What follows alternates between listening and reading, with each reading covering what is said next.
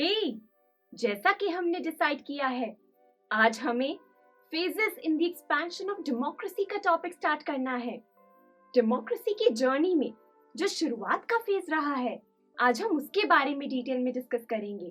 तो फिर चलिए शुरू करते हैं।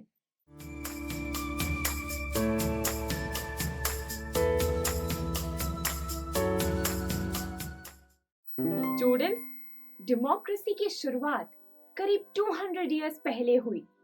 सबसे पहले फ्रांस में मोनार्की के अगेंस्ट जाकर लोगों ने डेमोक्रेसी की बात की। 1789 में फ्रेंच रेवोल्यूशन की मदद से फ्रांस में डेमोक्रेसी का आइडिया एस्टैब्लिश किया गया। ये सब हमने हिस्ट्री में कवर किया है। अगर आप इन सब चीजों को रिकॉल करना चाहते हैं तो आप फ्रेंच रेवोल्यूशन के लेक्चर्स विजिट कर सकते हैं।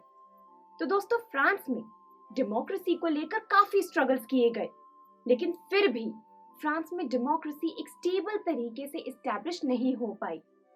फ्रेंच रेवोल्यूशन के केस में अच्छी बात तो ये रही कि इस रेवोल्यूशन में किए गए स्ट्रगल्स को देखकर सारे यूरोप में डेमोक्रेसी को लेकर लोगों में एक्साइटमेंट आ गई। अब बात जब ओल्डेस्ट डेमोक्रेसी की हो रही है तो हम यूनाइटेड स्टेट्स को कैसे भूल सकते हैं। ब्रिटिश कॉलोनियल रूल को हटाकर 1787 में यूनाइटेड स्टेट्स ने डेमोक्रेटिक कॉन्स्टिट्यूशन को अपनाया। स्टूडेंट्स, यूनाइटेड स्टेट्स में भी डेमोक्रेसी को लेकर काफी स्ट्रगल हुए, लेकिन फिर भी डेमोक्रेसी का आइडिया स्टेबल तरीके से एस्टैब्लिश नहीं हो पाया। जैसे कि ब्लैक्स को वोटिंग राइट्स नहीं दिए गए। इनफैक्ट यूनाइटेड स्टेट्स ही क्यों, अगर 19th सेंचुरी में मैं हर उस कंट्री की बात करूं जहां पर डेमोक्रेसी को लेकर स्ट्रगल हो रहा था, तो उन कंट्रीज ने वोटिंग राइट्स को लेकर अपने ही कुछ रूल्स बना लिए थे। जैसे कि यूरोप में विमेन का वोट करना अलाउड ही नहीं किया गया। इन सब चीजों को देखते हुए हम ये कह सकते हैं कि 19th सेंचुरी में मेजर फोकस डेमोक्रेसी के केस में पॉलिटिकल इक्वालिटी, फ्रीडम और जस्टिस पर किया जा रहा था। स्टूडेंट्स, डेमोक्रेसी के लिए स्ट्रगल कर रहा हर इंसान उस समय यही चाहता था कि एक कंट्री के हर एडल्ट के पास वोट करने का राइट हो। कास्ट, कलर, रिलीजन और जेंडर के बेस पर डिफरेंशिएट ना किया जाए।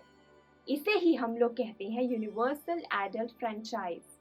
अगर आप इस टेबल को ध्यान से देखें तो आपको ये क्लियर हो जाएगा कि 1900 तक सिर्फ न्यूजीलैंड में ही यूनिवर्सल एडल्ट फ्रेंचाइज का आइडिया एस्टैब्लिश हो पाया। बाकी कंट्रीज में इस रूल को ग्रांट करने में थोड़ा सा समय लगा। सो फ्रेंड्स, आज के लिए तो बस इतना ही। नेक्स्ट लेक्चर में हम लोग द एंड ऑफ कॉलोनियलिज्म की बात करेंगे। So thank you for watching. I am sure students, आपको ये वीडियो बहुत पसंद आया होगा। तो इसी तरह से एक मजेदार तरीके से अपने हर कॉन्सेप्ट को क्लियर करने के लिए डाउनलोड कीजिए PU Stack ऐप, जहां आपके लिए और भी कई सारे ऑप्शंस हैं, जैसे कि आपके लिए सैम्पल पेपर्स हैं, back exercise solution, step videos and much more. So what are you waiting for? Download the app now.